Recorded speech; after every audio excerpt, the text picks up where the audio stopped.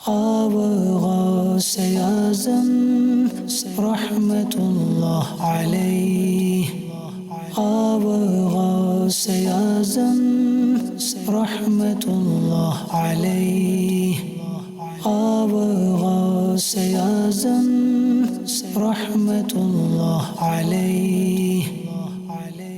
Alhamdulillahi Rabbil Alameen wassalatu wassalamu ala Sayyidil Anbiya'i wal Mursaleen. Amma ba'd, fa'a'udhu billahi minash shaitanir rajim. Bismillahir Rahmanir Rahim. Salatu wassalamu alayka ya Rasulullah wa ala alika wa ashabika ya Habiballah. As-salatu wassalamu alayka ya Nabiyallah wa ala alika wa ashabika ya Nurallah.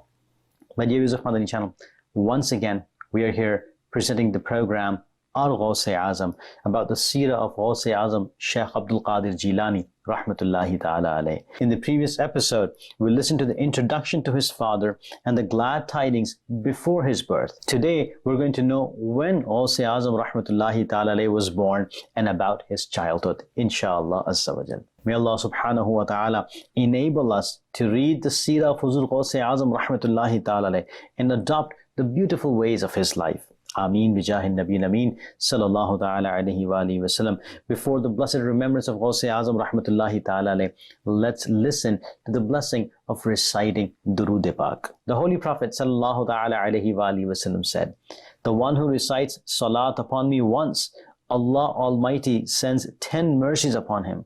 And the one who recites 10 salawat upon me, Allah Almighty sends 100 mercies upon him. And the one who recites 100 salawat upon me, Allah Almighty writes between both his eyes that he is free from hypocrisy and the hellfire and will keep him with the martyrs on Judgment Day." Sallu ala al-Habib sallallahu ta'ala ala Muhammad sallallahu ta'ala alayhi wa alihi wa sallam. My dear viewers of Madani Channel, Sayyidina Ghaus-e-Azam, Sheikh Abdul Qadir Jilani rahmatullahi ta'ala alayh, was born on Friday, 1st Ramadan, 470 AH in Jilan. His kunya is Abu Muhammad, whereas Muhyiddin, Mahbub Subhani, Ghaus-e-Azam, Ghaus-e-Saqalain, etc. are his titles. His father's name is Sayyidina Abu Saleh Musa Jangi Dost rahmatullahi ta'ala alayh, and his mother's name is Ummul Khair Fatima rahmatullahi ta'ala alayha.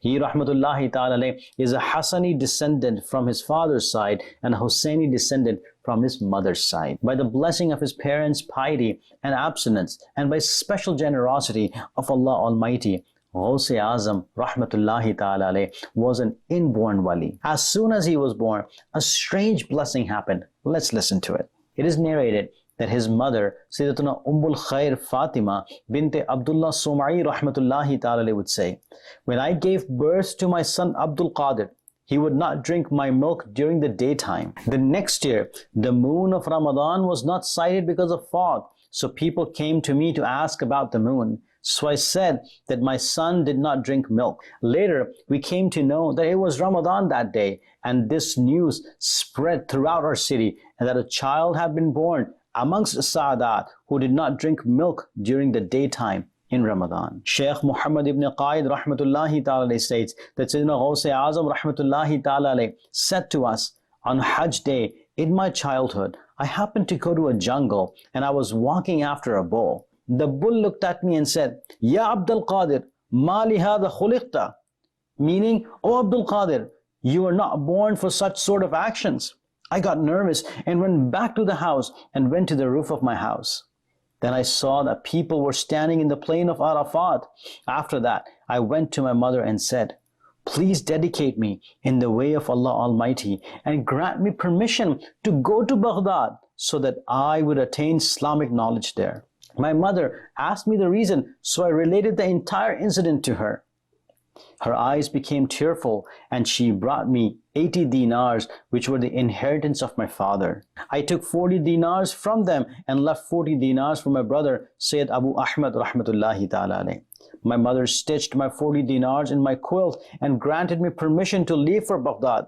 She rahmatullahi ta'ala alayha strictly advised me to speak the truth in every condition and came out of Jilan to see me off and said, "Oh my dear son, I part you from me for the pleasure of Allah Almighty, and now I will see your face on Judgment Day. Subhanallah, my dear viewers of Madani Channel, we've heard that Ghaus-e-Azam rahmatullahi ta'ala traveled to attain Islamic knowledge right from his childhood. He took the permission from his mother and left to get the light of knowledge. Islamic knowledge is a great bounty, but alas, today a Muslim is not even aware of the necessary rulings of the religion. Now, the passion to learn Islamic knowledge is hardly left, but just look at the seerah of our pious predecessors. Look at their fondness for knowledge, that even at his young age, he sought permission to travel for knowledge and set out for Baghdad. My dear viewers of Madani Channel, plenty of excellences of learning Islamic knowledge are stated in ahadith. Let's listen to the blessed ahadith and develop the importance of Islamic knowledge in our hearts and motivate our children, relatives, and loved ones to attain Islamic knowledge. Hence, the Holy Prophet ﷺ said, the person who went out of his house to seek knowledge is in the way of Allah Almighty until he returns.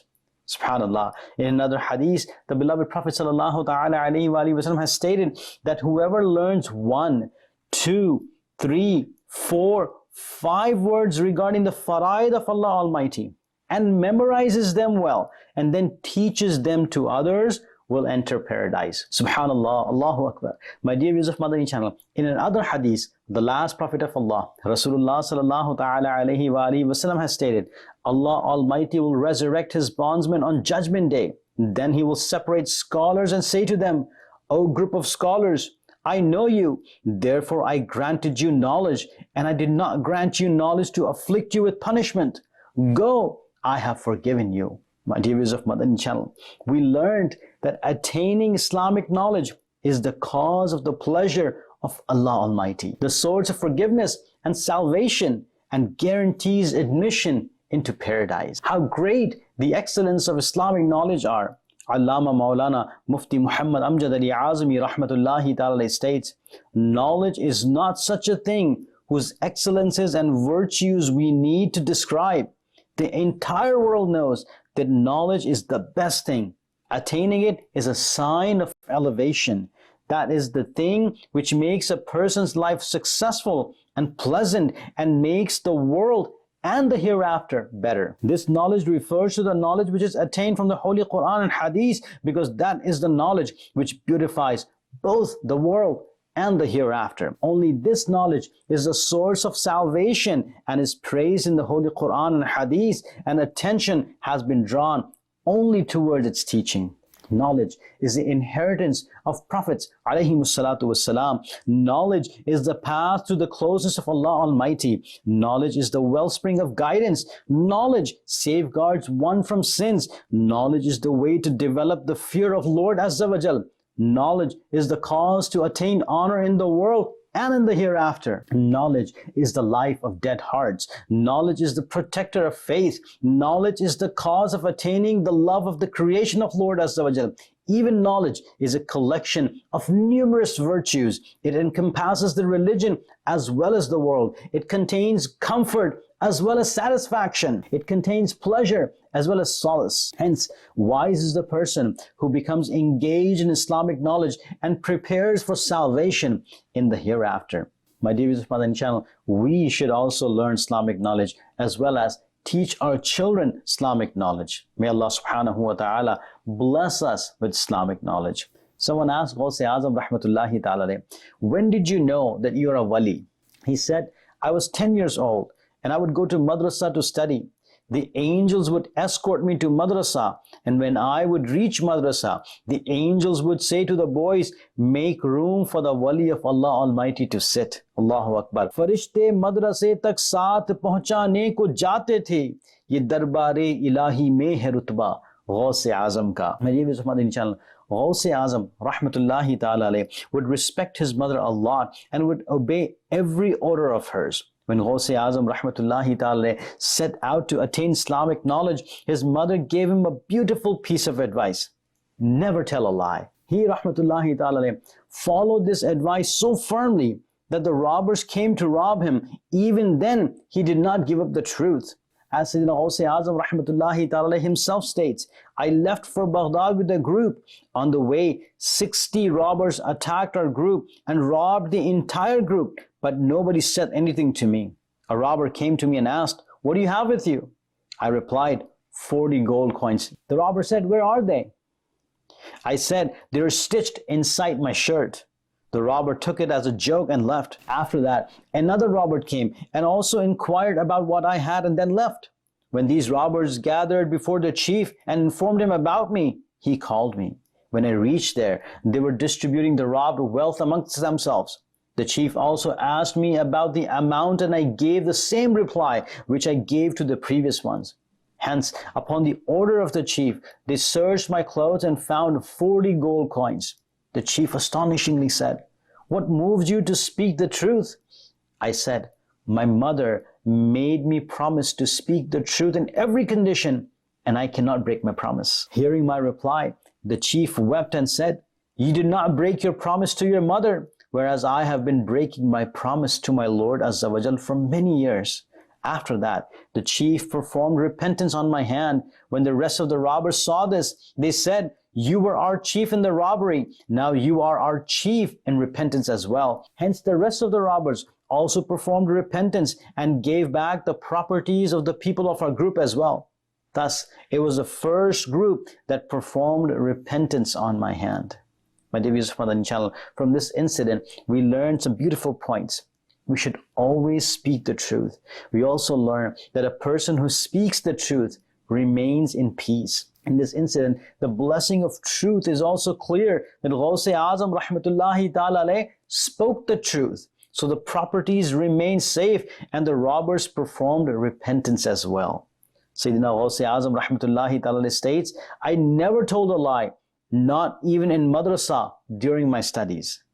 From the narrative of Ghaus-e-Azam rahmatullahi ta'ala and this saying, we get the lesson that we should always speak the truth. If we read the seerah of our beloved Prophet sallallahu ta'ala alayhi wa alihi wasallam, we will learn that even the disbelievers would acknowledge his truthfulness. May Allah Almighty enable us to speak only the truth by virtue of the Holy Prophet sallallahu ta'ala alayhi wa alihi wasallam. Ameen bijahi nabil ameen sallallahu ta'ala alayhi wa alihi wasallam. My dear viewers of Madani Channel, there are many excellences and blessings of truth. Lying is definitely a bad habit. Tell your children the narratives of the childhood of the pious saints of Islam, especially the narrative from the life of Ghaus-e-Azam, and then train them right from their childhood. For example, never tell a lie. Always speak the truth. If we train them to speak the truth from the childhood, Insha'Allah Azza wa Jal, they will always speak the truth. The mother of Ghaus-e-Azam also gave such a beautiful piece of advice while sending him out for a journey right in his childhood that he should never tell a lie. May Allah Almighty also enable us to always speak the truth and refrain from lying. Alhamdulillah Azza wa Jal. My dear viewers of Madani Channel, in today's program, we heard about the childhood of Huzur Ghaus-e-Azam rahmatullahi ta'ala alayh. May Allah subhanahu wa ta'ala enable us to act upon the lesson we got from his seerah and enable Muslims to train their children best. Insha'Allah Azza wa Jal, to present some beautiful aspects of the seerah of Ghaus-e-Azam rahmatullahi ta'ala alayh. We'll be back with the program Al Ghaus-e-Azam next time. Insha'Allah Azza wa Jal. Sallu ala al-Habib sallallahu ta'ala ala Muhammad sallallahu ta'ala alayhi wa alihi wa sallam. Ghaus-e-Azam rahmatullah alayh. Ghaus-e-Azam rahmatullah alayh. Ghaus-e-Azam rahmatullah alayh.